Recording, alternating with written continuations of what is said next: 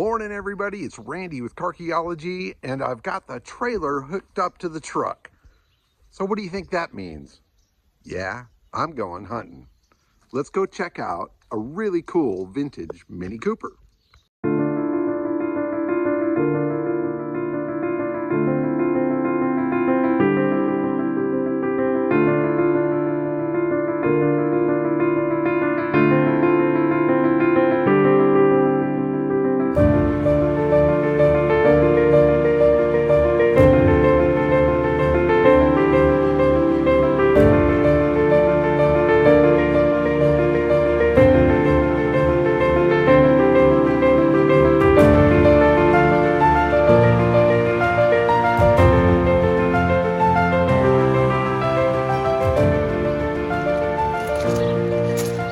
So, I made it back to the lab with the Mini, and I've now got it off the trailer.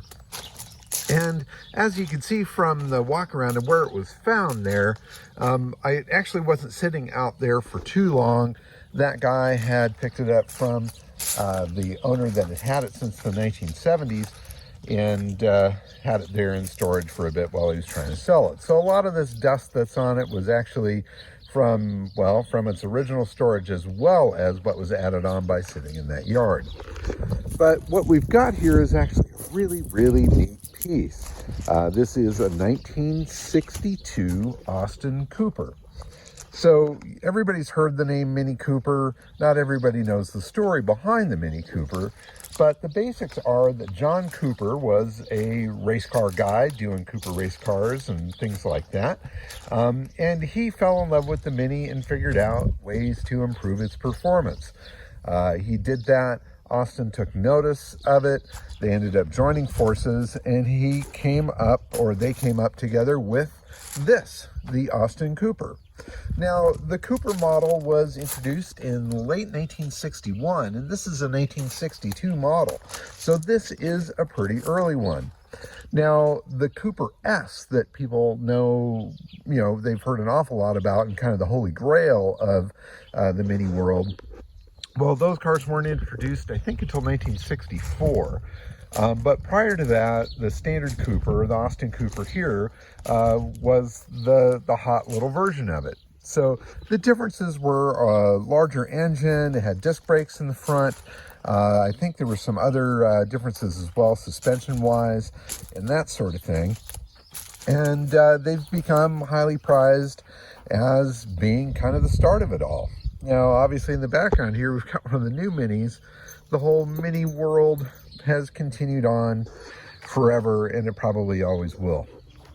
Now, I've always wanted a Mk1 Mini.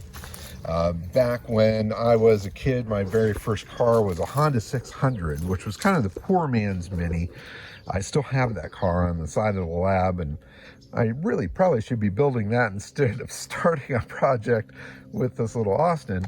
But the opportunity to grab this car came up. It was local, it was priced right, and most importantly, the thing is absolutely rock solid.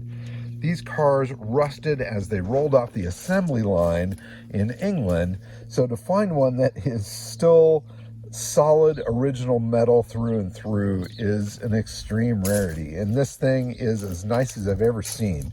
And the underside of the car, I'll see if I can sneak the phone down underneath here. Hopefully you can take a little peek there. I mean, even around the back here where the battery box is, even the battery box is rock solid. I mean, that's just nuts. So you can spend an awful lot of time and an awful lot of money doing rust repair or metal work on these cars.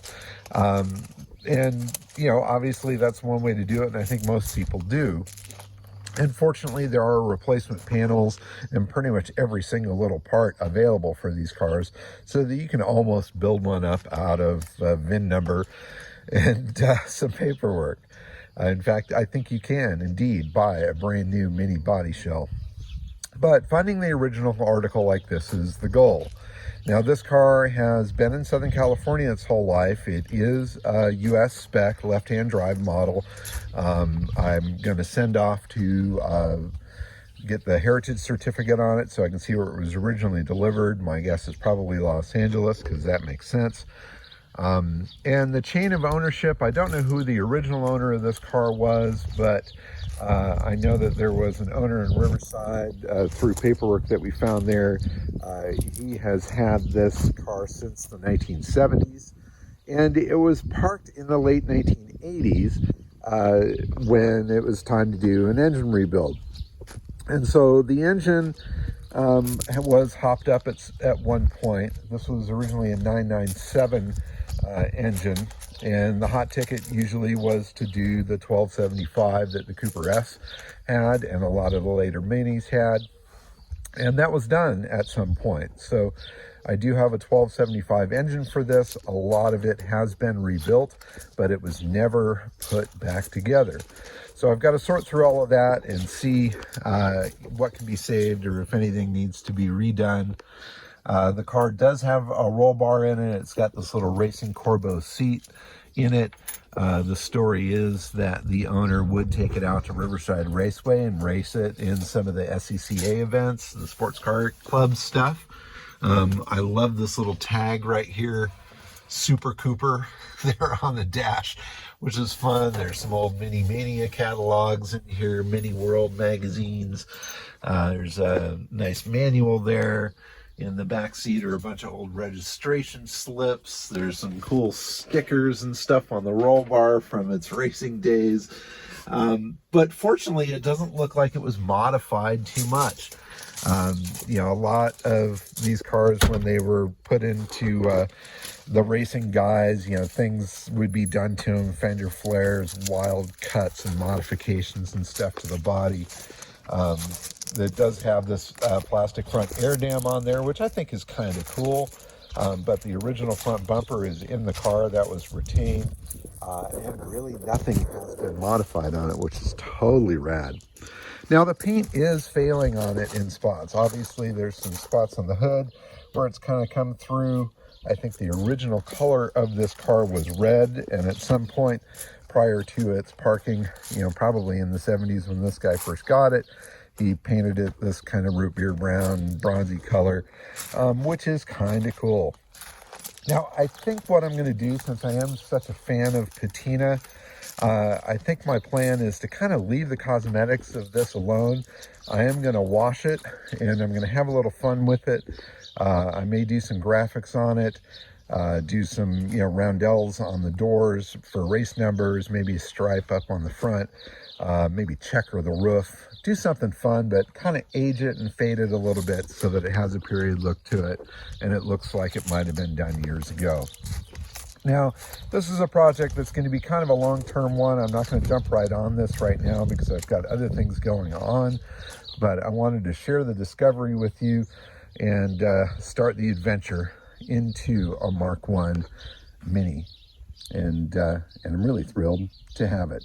So if you've got a mini story or any tips or tricks on places to get parts or events or groups or clubs or anything like that to be involved with, definitely make some mentions in the comments.